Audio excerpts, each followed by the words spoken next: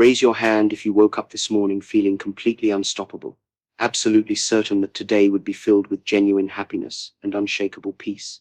Keep it up if that feeling lasted more than 5 minutes after checking your phone or thinking about your day ahead. Most hands go down now, don't they? This tells us everything we need to know about how most people approach happiness, as something that happens to them rather than something they create. Your happiness is not at the mercy of your circumstances. Your happiness is not dependent on other people's behavior.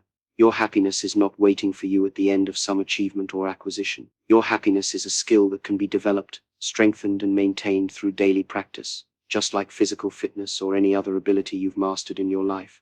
But here's where most people get it completely wrong. They approach happiness like they're trying to capture smoke with their bare hands. The harder they grasp, the more it slips away. They make happiness conditional. I'll be happy when I get promoted, when I find the right relationship, when I lose 20 pounds, when I have enough money saved. This approach guarantees failure because it places your emotional well-being in the hands of forces beyond your complete control. True happiness operates on an entirely different principle. It flows from the inside out, not the outside in. It's built on a foundation so solid that external storms cannot shake it. This foundation is what separates those who maintain consistent joy from those who ride the endless roller coaster of temporary highs and devastating lows. The foundation begins with a fundamental understanding: you are not your thoughts, you are not your emotions, and you are certainly not your circumstances. You are the awareness that observes all of these things. When you truly grasp this distinction, everything changes. Suddenly, a difficult emotion becomes something you experience rather than something you are. A challenging situation becomes something you navigate rather than something that defines you. Most people live their entire lives completely identified with their mental chatter. They believe every thought that pops into their head. They assume every emotion they feel is justified and permanent. They react to every external trigger as if they have no choice in the matter. This is like being a slave in your own kingdom. You have tremendous power available to you, but you've forgotten how to access it. The warrior understands that the mind is like a wild horse, incredibly powerful when properly trained, but dangerous when allowed to run without direction. Your thoughts will continue to arise whether you want them to or not. The question is whether you will be dragged along by them or learn to observe them with detached awareness. Right now, as you listen to these words, notice what's happening in your mind. Are you fully present with this information, or is part of your attention already jumping ahead to what you need to do later? Are you comparing this approach to other things you've heard? Are you judging whether this will work for you before you've even tried it? This is the mind's natural tendency, to constantly evaluate, compare, and project rather than simply be present with what is.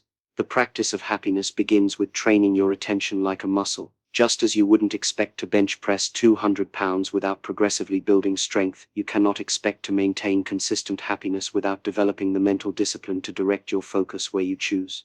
Every moment presents you with countless things you could pay attention to. You could focus on what's wrong with your life or what's working well. You could dwell on past mistakes or appreciate lessons learned. You could worry about future possibilities or feel excited about upcoming opportunities. The content of your attention determines the quality of your experience, and you have far more control over this than you realize. But attention alone is not enough. You must also understand the nature of resistance and how it creates suffering. When something happens that you don't like, your immediate reaction is to push against it, to fight it, to try to make it different than it is.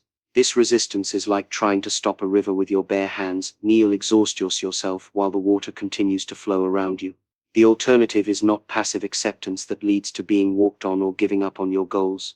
The alternative is what can be called active acceptance, fully acknowledging what is while simultaneously taking skillful action to influence what will be. You can accept that it's raining while still choosing to carry an umbrella. You can accept that someone is angry with you while still maintaining healthy boundaries. You can accept that you're feeling afraid while still moving forward with courage. This distinction is crucial because most people believe they only have two options when facing difficulty: fight it or give up. The warrior's path offers a third option: flow with it while maintaining your direction. Water doesn't fight the rocks in its path, it flows around them, over them, or gradually wears them down. Yet water never loses sight of its destination. Your emotional state operates the same way. You don't have to fight your negative emotions or pretend they don't exist. You also don't have to be controlled by them or let them determine your actions. You can acknowledge their presence, understand their message, and continue moving toward what you value most.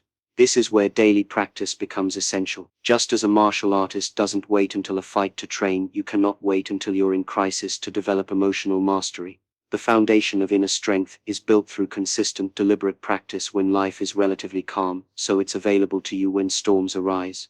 Every morning you have the opportunity to set the emotional tone for your entire day. Most people stumble out of bed and immediately surrender control of their state to whatever thoughts happen to be loudest, whatever emotions happen to be strongest, whatever circumstances happen to demand attention. This is like starting every day by handing the steering wheel of your car to a blindfolded stranger. The alternative is to begin each day with intention. Before you check messages, before you think about your to-do list, before you react to anything external, you consciously choose how you want to feel and what you want to focus on. This isn't positive thinking or denial, it's taking responsibility for your internal state instead of leaving it to chance. Your breath is the most powerful tool you have for this practice. Right now, notice how you're breathing. Are you taking shallow breaths from your chest or deep breaths from your belly? Are you breathing rapidly or slowly? Are you holding tension anywhere in your body? Most people live in a state of chronic low-level stress without even realizing it, and this shows up first in their breathing patterns. When you consciously slow and deepen your breath, you send a signal to your nervous system that you are safe and in control. This isn't just relaxation, it's actually changing your brain chemistry in real time. Deep, conscious breathing activates the parasympathetic nervous system, which is responsible for rest, recovery, and clear thinking. Shallow, rapid breathing activates the sympathetic nervous system, which is designed for emergency responses, but becomes problematic when it's your default state. The warrior trains with weapons not because he seeks violence, but because the discipline of training develops qualities of mind and character that serve him in all areas of life. Your daily happiness practice works the same way. You're not just trying to feel good in the moment, you're developing the mental and emotional skills that will serve you throughout your entire life. One of the most important skills is learning to distinguish between pain and suffering. Pain is inevitable. It's the natural consequence of being human in a world where things don't always go as planned. But suffering is optional. It's what happens when you resist pain, when you fight against reality, when you tell yourself stories about how things should be different. When you stub your toe, there's immediate physical pain. This is natural and appropriate. Pain signals are designed to protect you from further injury. But if you then spend the next 10 minutes cursing the furniture, lamenting your clumsiness, and predicting that your whole day is now ruined, you've added layers of mental and emotional suffering on top of the original pain. The physical sensation might last 30 seconds, but the story you tell yourself about it can create hours of unnecessary misery. The same principle applies to emotional pain. When someone treats you unfairly, there's a natural sting of hurt or anger. This is information. It tells you that something important to you has been violated. But if you then replay the incident obsessively, imagine all the ways you could get revenge, or use it as evidence that people can't be trusted, you've transformed a momentary emotional pain into ongoing psychological suffering. The foundation of inner strength includes developing the wisdom to feel your emotions fully without being controlled by them. You can be angry without acting destructively. You can be sad without becoming depressed. You can be afraid without being paralyzed. This is not emotional suppression, it's emotional intelligence. Your emotions are like the weather. They arise, they peak, and they naturally subside if you don't interfere with the process. But most people try to push away difficult emotions, which is like trying to push a beach ball underwater. It takes tremendous effort, and the ball eventually explodes back to the surface with even more force. The alternative is to create space for your emotions while maintaining perspective about them. You can say to yourself, I notice that I'm feeling angry right now. This anger has important information for me about what I value and what boundaries may have been crossed. I can feel this anger fully without letting it drive my behavior. This feeling will naturally pass if I don't feed it with repetitive thoughts. This approach transforms emotions from enemies to be fought into allies that provide valuable information. Fear might be telling you to prepare more thoroughly. Anger might be highlighting an injustice that needs addressing. Sadness might be signaling the need to grieve a loss before moving forward. When you stop fighting your emotions and start listening to them, they become sources of wisdom rather than sources of suffering. But emotional mastery is only part of the foundation. You also need to understand the relationship between your thoughts and your reality. Your thoughts don't just describe your world, they actively create it. Not in some magical sense, but in very practical ways. Your thoughts influence your emotions influence your energy influences your actions, and your actions create your results. If you consistently think thoughts of scarcity, you'll feel emotions of fear and anxiety, which will drain your energy and lead to desperate or conservative actions that actually create more scarcity in your life. If you consistently think thoughts of abundance and possibility, You'll feel emotions of confidence and enthusiasm, which will energize you and lead to bold, creative actions that open up new opportunities. This is why monitoring your mental diet is just as important as monitoring your physical diet. Just as eating junk food makes your body feel sluggish and unhealthy, consuming mental junk gossip, complaining, catastrophic thinking, makes your mind feel anxious and unhappy. Just as eating nutritious food gives your body energy and vitality, consuming mental nutrition gratitude, possibilities, solutions, gives your mind clarity and joy. The warrior is selective about what he allows into his mind, just as he is selective about what he allows into his body. This doesn't mean avoiding all negative information or pretending problems don't exist. It means consciously choosing what deserves your mental energy and what doesn't. You cannot control what thoughts arise in your mind, they often appear without invitation, but you can absolutely control which thoughts you feed with your attention, and which thoughts you allow to fade away. A thought without attention is like a fire without fuel, it naturally dies out. A thought with attention is like a fire with gasoline, it grows stronger and spreads. Most people have trained themselves to pay attention to their worst thoughts. They ruminate on past failures, rehearse future disasters, and replay conversations where they felt hurt or angry. This mental habit creates a constant state of stress and unhappiness, even when their external circumstances are perfectly fine. The foundation of inner strength requires breaking this pattern and training yourself to pay attention to thoughts that serve your well-being. This doesn't mean forcing positive thoughts or denying reality. It means choosing to focus on aspects of your experience that generate energy, creativity, and forward momentum rather than aspects that drain your vitality and keep you stuck in old patterns. Your mind is like a garden, misty, whatever you water will grow. If you water weeds with your attention, you'll have a garden full of weeds. If you water flowers with your attention, you'll have a garden full of flowers. The choice of where to direct your mental watering can is yours, and it's available to you in every moment. This choice becomes easier when you understand that happiness is not the absence of problems, it's your response to problems. Every human being faces challenges, setbacks, and difficulties. The difference between those who maintain consistent joy and those who don't is not the absence of problems, but the presence of skills for working with problems effectively. The warrior doesn't seek an easy life. He seeks the strength to handle whatever life presents. Similarly, the person committed to daily happiness doesn't try to avoid all difficulties. They develop the mental and emotional tools to maintain their center regardless of external circumstances. This is what makes happiness truly sustainable. It's not dependent on everything going perfectly, because nothing ever goes perfectly for very long. Building this foundation requires treating happiness as a serious discipline rather than a casual wish. You wouldn't expect to become physically fit by occasionally thinking about exercise. You wouldn't expect to become skilled at playing an instrument by randomly picking it up when you feel like it. Yet most people approach happiness exactly this way. They hope it will somehow appear without consistent, dedicated practice. The truth is that developing unshakable inner strength requires the same commitment you would bring to any other important skill. It requires showing up every day, even when you don't feel like it. It requires practicing the basics consistently, even when they seem simple or boring. It requires pushing through resistance and continuing to train even when progress seems slow. But unlike other skills, the practice of happiness pays dividends immediately. Every moment you spend developing greater emotional mastery, mental clarity, and inner strength improves the quality of your entire life experience.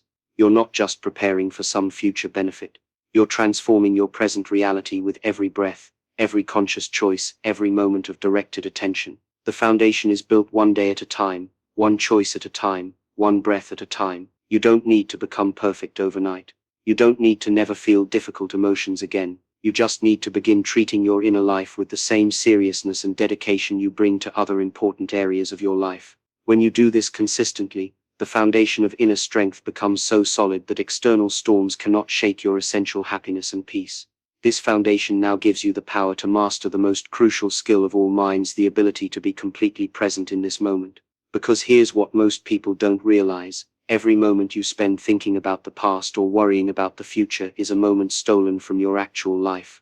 How many conversations have you had where your body was present but your mind was somewhere else entirely? How many meals have you eaten without tasting them because you were thinking about work? How many sunsets have you missed because you were lost in thought about tomorrow's problems? Show me someone who struggles with happiness, and I'll show you someone whose attention is scattered across time instead of focused on the reality of now. Your life is not happening in your memories of yesterday or your projections of tomorrow. Your life is happening right here, right now, in this exact moment. Yet most people spend so little time actually present in their own lives that they're essentially sleepwalking through their days, missing the very experiences they're living. This scattered attention is not just a minor inconvenience, it's the primary cause of unhappiness in modern life. When your mind is constantly jumping between past regrets and future anxieties, you create a state of chronic dissatisfaction. You're never fully engaged with what's actually happening, so you never experience the satisfaction that comes from complete presence and engagement. The warrior trains to maintain perfect awareness in the present moment because his life depends on it. 1 second of mental distraction in combat could mean defeat or death. Your pursuit of consistent happiness requires the same level of present moment awareness, not because your physical survival depends on it, but because your emotional and spiritual well-being absolutely depends on it. When you learn to be truly present, something remarkable happens. The quality of your experience transforms completely. A simple conversation becomes rich with nuance and connection. A walk in nature becomes a source of genuine wonder and peace. Even routine activities like washing dishes or folding laundry become opportunities for mindfulness and contentment. This is not mystical thinking minds, this is basic psychology. Your brain can only process a limited amount of information at any given moment. When you're fully present with what you're doing, all of your mental resources are available for that experience. When your attention is divided between the present moment and mental time travel, you're experiencing everything at half strength. Think about the last time you were completely absorbed in an activity, perhaps playing a sport, engaging in a creative project, or having an intense conversation with someone you care about. In those moments you probably felt fully alive, energized and content. This is what presence feels like when it's complete. The good news is that this state is available to you in every moment, not just during special activities. The key is understanding that presence is not a passive state, it's an active choice that requires skill and practice. Just as water can be still and reflective or turbulent and chaotic, your mind can be calm and focused or scattered and reactive. The difference is not circumstance but cultivation. Most people believe they're present when they're simply not thinking about other things. But true presence is much more than the absence of distraction. True presence is the complete engagement of your attention with whatever is happening right now. It's feeling the texture of the fabric you're wearing, hearing the subtle sounds in your environment, noticing the quality of light in the room, being aware of your breathing and posture. This level of awareness might sound overwhelming, but it's actually deeply relaxing. When you're fully present, you're not using mental energy to maintain multiple streams of thought. You're not dividing your attention between what's happening and what you think should be happening. You're simply here now, experiencing reality as it actually is, rather than as your mind thinks it should be. The practice begins with recognizing how rarely you're truly present in your own life. Right now, as you listen to these words, are you completely here? Or is part of your mind already planning what you'll do after this conversation ends? Are you comparing this information to other things you've heard? Are you judging whether it's useful before you've even tried it? This is not wrong, this is simply how minds work. They analyze, compare, plan, and evaluate constantly. But when this mental activity becomes your default mode, you miss the actual experience of living. You become so busy thinking about life that you forget to actually live it. The alternative is to train your attention like a muscle. Just as you can strengthen your biceps through repetition and resistance, you can strengthen your ability to stay present through practice and awareness. Every time you notice your mind wandering and gently bring it back to the present moment, you're doing a repetition that builds your capacity for sustained attention. Your breath is the perfect training ground for this practice because it's always available and always happening in the present moment. You cannot breathe in the past or the future. You can only breathe now. When you focus on your breathing, you're automatically anchoring yourself in present moment reality. But don't make the mistake of thinking this is just about relaxation. Present moment awareness is about effectiveness, creativity, and joy. When you're fully present, you make better decisions because you're working with complete information rather than partial attention. You're more creative because you're not limiting your perspective with preconceived notions. You're happier because you're actually experiencing your life instead of thinking about it. The warrior moves with complete presence because this is what allows him to respond rather than react. When someone attacks, he doesn't think about what happened the last time he was in a similar situation, and he doesn't worry about what might happen if he fails. He responds to exactly what's happening in this moment with complete attention and appropriate action. Your daily challenges require the same approach. When someone criticizes you, you can respond to what they're actually saying rather than reacting to past criticism or future fears. When you face a difficult decision, you can consider the real options available to you now instead of getting lost in hypothetical scenarios that may never occur. This is why presence is not just a nice spiritual concept, it's a practical skill that dramatically improves your effectiveness in every area of life. When you're fully present during conversations, people feel heard and understood, which strengthens your relationships. When you're fully present during work, you're more efficient and creative, which advances your career.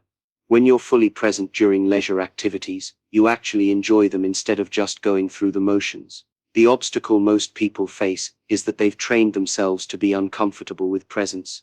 They're so used to mental stimulation and distraction that silence and stillness feel boring or even anxiety-provoking. They reach for their phones during every quiet moment, fill silence with unnecessary conversation, or keep themselves busy with endless activities to avoid simply being present with themselves.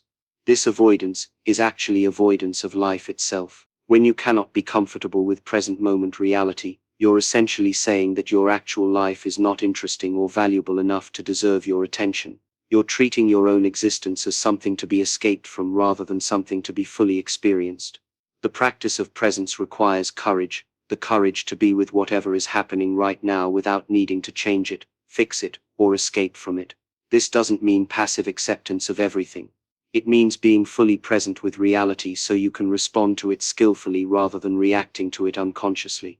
When you're washing dishes, instead of thinking about how boring it is or what you need to do next, you can feel the warm water on your hands, notice the satisfaction of making something clean, appreciate having dishes to wash because it means you have food to eat. This transforms a mundane chore into a moment of mindfulness and gratitude. When you're walking, instead of being lost in thought about your problems, you can feel your feet making contact with the ground, notice the movement of air against your skin, observe the colors and shapes around you. This transforms transportation into meditation and exercise into joy. When you're talking with someone, instead of planning what you'll say next or judging what they're saying, you can listen completely, notice their facial expressions and body language, and respond authentically to what they're actually communicating. This transforms conversation into connection and social interaction into genuine relationship. The quality of your attention determines the quality of your experience. When you give your full attention to anything, even simple activities become rich and satisfying. When you give partial attention to everything, even extraordinary experiences feel flat and unsatisfying. This is why some people can be happy with very little while others remain miserable, despite having everything they thought they wanted. The difference is not in their circumstances but in their capacity for presence and appreciation. The person who can be fully present with a simple meal experiences more satisfaction than the person who eats expensive food while thinking about work problems. Your mind will resist this training because it's used to being in control. It will tell you that thinking about the future is productive, that analyzing the past is necessary, that being present is wasteful or boring. But these are just habits of thought, not ultimate truths. You can think about the future when planning is actually useful, and you can learn from the past when reflection is actually helpful. The rest of the time you can be here, now, living your actual life. The practice becomes easier when you understand that presence is not about emptying your mind or stopping all thoughts. It's about changing your relationship with your thoughts. Instead of being carried away by every mental stream, you learn to observe thoughts arising and passing without being compelled to follow them. Right now, notice what thoughts are moving through your mind. Are they about this conversation, or have they already moved on to something else? Are they trying to evaluate or categorize what you're hearing?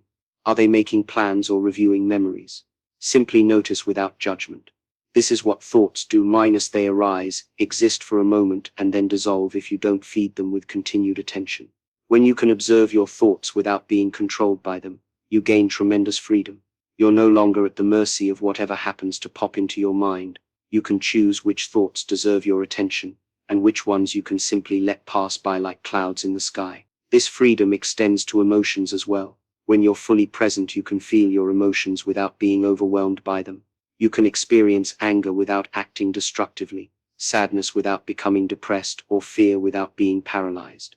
The emotion is there, you acknowledge it, and you continue to act in alignment with your values rather than being controlled by temporary feelings. The warrior in combat cannot afford to be controlled by fear, anger, or excitement. He must feel these emotions but continue to act with precision and wisdom.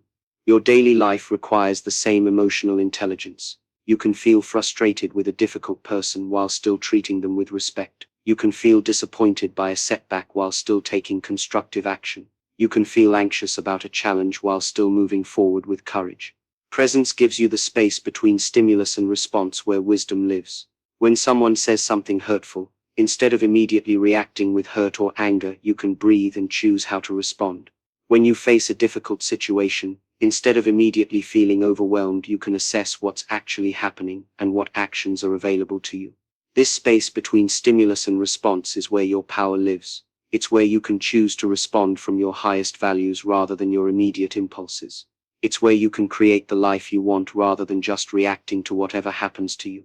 The cultivation of presence is not a one-time achievement but a moment-by-moment practice. Every time you notice your mind has wandered and you bring it back to the present moment, you're strengthening your capacity for awareness. Every time you choose to be fully engaged with what you're doing rather than going through the motions, you're training your ability to live consciously rather than automatically. The beauty of this practice is that it doesn't require special conditions or additional time in your schedule. You can practice presence while doing anything you're already doing. You can practice it while drinking your morning coffee, while walking to your car, while listening to a friend, while working on a project. Every moment of your life becomes an opportunity to strengthen your capacity for awareness and presence. As your ability to stay present grows stronger, you'll notice that your overall happiness and satisfaction with life increases dramatically. This happens not because your external circumstances improve, but because you're actually experiencing your life instead of missing it while lost in thought. You're tasting your food instead of eating unconsciously. You're enjoying conversations instead of planning your next response. You're appreciating beauty instead of being too distracted to notice it. The present moment is the only place where life actually happens, and it's the only place where happiness can be found. The past exists only in memory, and the future exists only in imagination. Reality is right here, right now, and your ability to be present with reality is your ability to be happy. This presence then becomes the foundation for taking skillful action in the world, which is where true fulfillment comes from. But presence alone is not enough if you're looking at reality through a distorted lens. Two people can witness the exact same event and have completely different experiences based entirely on how they choose to interpret what they see. One person's devastating failure is another person's valuable learning experience. One person's impossible obstacle is another person's exciting challenge. The difference is not in what happens, but in the perspective through which they view what happens. Who here has ever had something terrible happen to you that later turned out to be one of the best things that could have happened? Raise your hand if you can think of a time when what seemed like a disaster actually led to something wonderful you never would have experienced otherwise. Keep your hand up if you can see now that the problem contained the seeds of its own solution. This is the power of perspective in action. Miss the same event that causes suffering when viewed one way creates growth and opportunity when viewed another way. Your perspective is not just how you see things, it's what determines your emotional state, your energy level, your decision-making ability, and ultimately the trajectory of your entire life. Most people think perspective is something that happens to them, like they're victims of whatever viewpoint their mind happens to generate. But perspective is actually a skill you can develop and a choice you can make consciously. The warrior understands that the same opponent can appear impossible to defeat or perfectly manageable, depending on how you choose to see the situation. If you focus on everything that could go wrong, you'll feel overwhelmed and fight defensively. If you focus on your training, your strengths, and your strategy, you'll feel confident and fight with precision. The opponent hasn't changed, but your perspective has transformed your entire experience of the encounter. This principle applies to every area of your life. The job interview that seems terrifying becomes an opportunity to share your talents when you shift your perspective. The difficult conversation you've been avoiding becomes a chance to deepen a relationship when you change how you frame it. The financial challenge that feels overwhelming becomes a puzzle to solve creatively when you adjust your viewpoint. The key is understanding that you always have multiple ways to interpret any situation. Your mind typically offers you the first interpretation that occurs to it, usually based on past conditioning and habitual thought patterns. But you don't have to accept this first interpretation as the truth. You can consciously look for alternative ways to understand what's happening that serve your well-being and effectiveness better.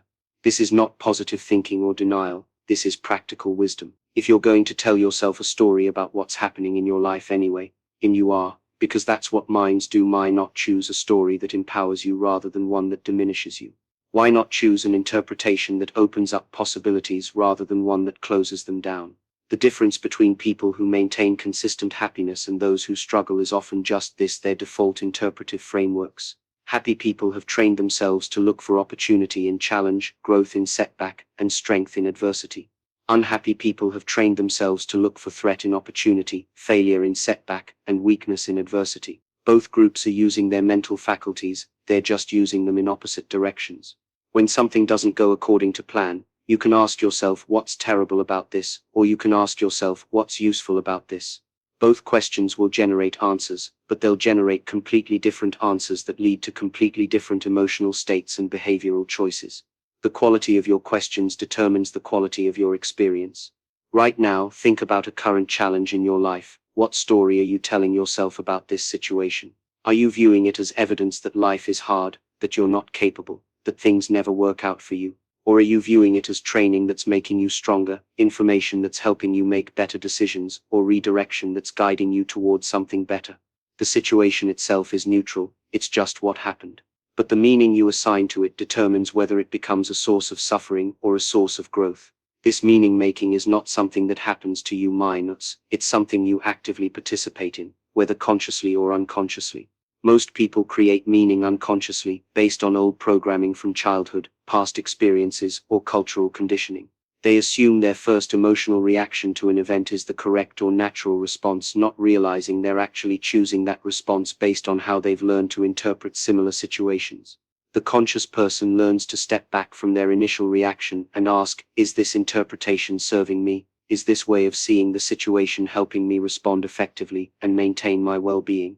Are there other ways to understand what's happening that would be more useful? This is not about forcing optimism or pretending problems don't exist. This is about recognizing that most situations are more complex and contain more possibilities than your first reaction suggests. When you look more carefully, you almost always find aspects of the situation that can serve your growth, your goals, or your understanding. The person who gets fired from a job they hated can focus on the financial stress and uncertainty, or they can focus on the freedom to find work that's more aligned with their values and interests. Both perspectives are valid, but they lead to entirely different experiences and entirely different actions. One perspective creates anxiety and desperation, the other creates excitement and possibility. The relationship that ends painfully can be seen as evidence that you're unlovable and relationships don't work, or it can be seen as information about what you need in a partnership and practice in communicating more effectively. One perspective keeps you stuck in patterns that don't serve you, the other helps you grow into someone capable of deeper, more satisfying connections. The financial setback can be viewed as proof that you're bad with money and destined to struggle, or it can be seen as motivation to learn better financial skills and a reminder of what's truly important to you. One perspective creates shame and helplessness, the other creates determination and clarity. This shift in perspective is not just mental gymnastics, it actually changes your brain chemistry and your behavioral options. When you view a situation as threatening, your nervous system activates stress responses that narrow your thinking and limit your creativity.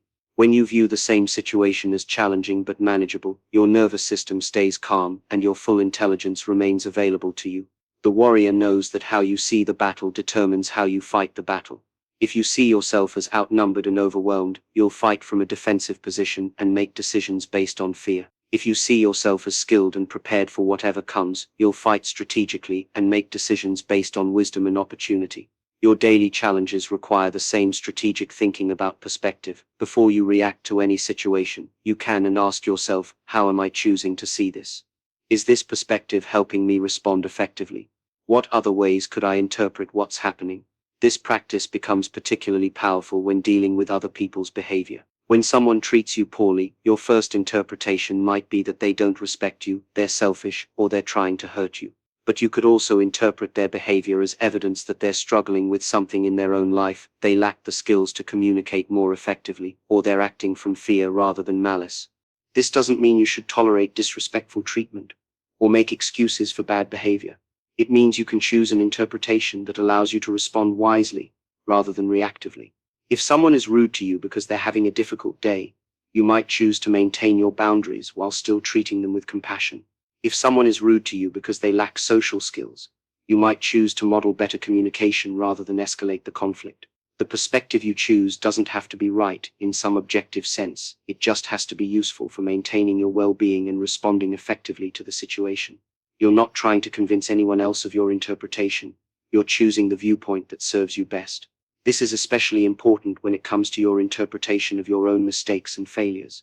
Most people have learned to view their errors as evidence of their inadequacy, their limitations, or their unworthiness. This interpretation creates shame, discouragement, and hesitation that actually makes future mistakes more likely.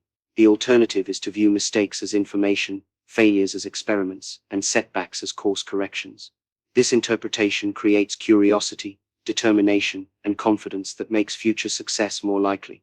You're still acknowledging what happened, but you're choosing to see it in a way that serves your continued growth and effectiveness. Every expert in any field has made more mistakes than most beginners because they've attempted more difficult things more often. The person who never fails is the person who never tries anything challenging. Your mistakes are not evidence that you should give up, evidence that you're pushing your boundaries and expanding your capabilities. When you start viewing challenges as training, obstacles as puzzles to solve, and setbacks as valuable feedback, your entire relationship with difficulty changes. Instead of avoiding problems, you start seeing them as opportunities to develop strength and skill.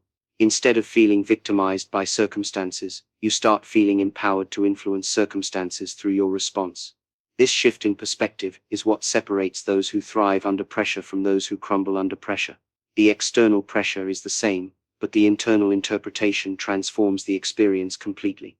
Pressure becomes excitement rather than anxiety. Challenge becomes opportunity rather than threat. Uncertainty becomes adventure rather than danger.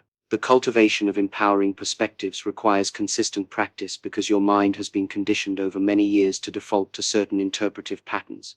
These patterns were often useful at some point in your life, perhaps they helped you stay safe as a child or navigate a difficult period, but they may no longer serve your current goals and well-being. You can retrain your interpretive habits by consciously practicing new ways of seeing situations. When something difficult happens, instead of immediately asking why me, you can ask how can this serve my growth. Instead of thinking this always happens to me, you can think this is new information I can use. Instead of concluding, I can't handle this, you can consider this as developing my capacity to handle more. This retraining is like developing any other skill. It feels awkward at first, but it becomes natural with practice. Eventually, looking for opportunity in adversity becomes as automatic as your old habit of looking for problems in opportunity used to be. The most powerful perspective shift of all is recognizing that you are not a victim of your circumstances, you are a creator of your experience. This doesn't mean you control everything that happens to you, because you obviously don't. It means you have tremendous influence over what your experiences mean to you and how they affect your life moving forward. When you fully grasp this truth, everything changes. You stop waiting for your circumstances to improve and start taking responsibility for improving your response to your circumstances. You stop looking for someone to blame for your problems and start looking for ways to solve your problems. You stop asking why is this happening to me and start asking how can I use this to become stronger, wiser, or more capable. This is not about taking responsibility for things that genuinely aren't your fault. You're not responsible for other people's choices, natural disasters, or economic conditions beyond your control, but you are responsible for your interpretations, your responses, and your decisions about what to do next. This responsibility is not a burden mind as it's your power. When you take full responsibility for the meaning you create from your experiences, you reclaim your power to be happy regardless of external circumstances. Your happiness is no longer dependent on everything going perfectly, because you've developed the ability to find value and opportunity in imperfection. Your confidence is no longer dependent on avoiding all challenges, because you've learned to see challenges as opportunities to demonstrate and develop your capabilities. The warrior faces uncertainty and danger not because he enjoys suffering, but because he has learned to see these experiences as the testing ground where his skills are refined and his character is forged. Your daily challenges serve the same purpose. They're not obstacles to your happiness, they're opportunities to develop the mental and emotional strength that makes happiness sustainable. This perspective transforms your entire relationship with life. Instead of trying to control everything that happens to you, you focus on mastering your response to whatever happens. Instead of avoiding all discomfort, you learn to find meaning and growth in temporary discomfort. Instead of needing life to be easy, you develop the capacity to thrive regardless of difficulty. The person who has mastered perspective doesn't live an easy life mind as they live a meaningful life. They don't avoid all problems, they solve problems skillfully. They don't eliminate all stress, they transform stress into strength. This is what makes happiness truly sustainable. It's not dependent on perfect conditions, but on the ability to work skillfully with whatever conditions arise. As you develop this mastery of perspective, you'll find that your overall experience of life becomes richer, more interesting, and more satisfying. Problems become puzzles to solve rather than disasters to endure. Other people's behavior becomes information about them rather than judgment about you. Your mistakes become learning opportunities rather than evidence of inadequacy. This is not just a mental trick or philosophical concept. This is practical wisdom that improves every aspect of your life. When you see challenges as training, you approach them with energy and curiosity rather than dread and resistance. When you see setbacks as course corrections, you bounce back faster and stronger. When you see other people's actions as reflections of their own inner state rather than attacks on your worth, you maintain your peace and respond more effectively.